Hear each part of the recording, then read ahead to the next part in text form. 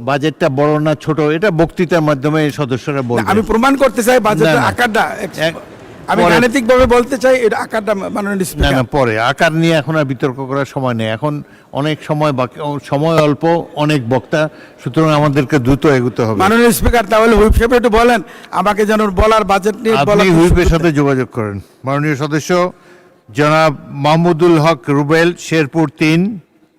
সেশনে সাধারণত point of order দেওয়া হয় না, কাল থেকে দুবেলা বক্তৃতার ঝড় শুরু হবে, তবু বলুন, আপনি দাঁড়িয়েছেন।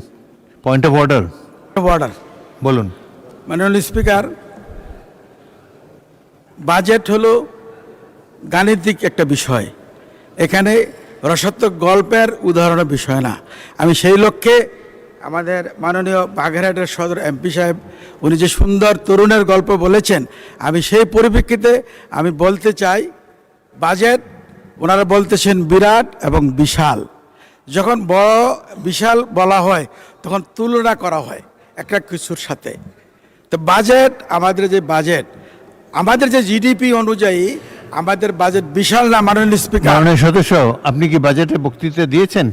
আপনি বলেছেন ইতিমধ্যে, আপনি বক্তব্য দিয়েছেন।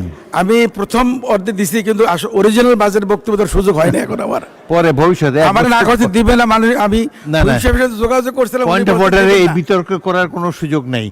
বাজেটটা বড় না ছোট এটা বক্তৃতার মাধ্যমে সদস্যরা বলবে। আমি প্রমাণ করতে চাই বাজেটের না, না। আকারটা, আমি পরে- গাণিতিকভাবে বলতে চাই এটা আকারটা মাননীয় না স্পিকার। না, পরে আকার নিয়ে এখন আর বিতর্ক করার সময় নেই, এখন অনেক সময় বাকি, সময় অল্প, অনেক বক্তা, সুতরাং আমাদেরকে দ্রুত এগোতে হবে। মাননীয় স্পিকার তাহলে হুইপ সাহেব একটু বলেন আমাকে যেন বলার বাজেট নিয়ে আপনি বলার হুইপের সাথে যোগাযোগ করেন। মাননীয় সদস্য জনাব মাহমুদুল হক রুবেল, শেরপুর 3।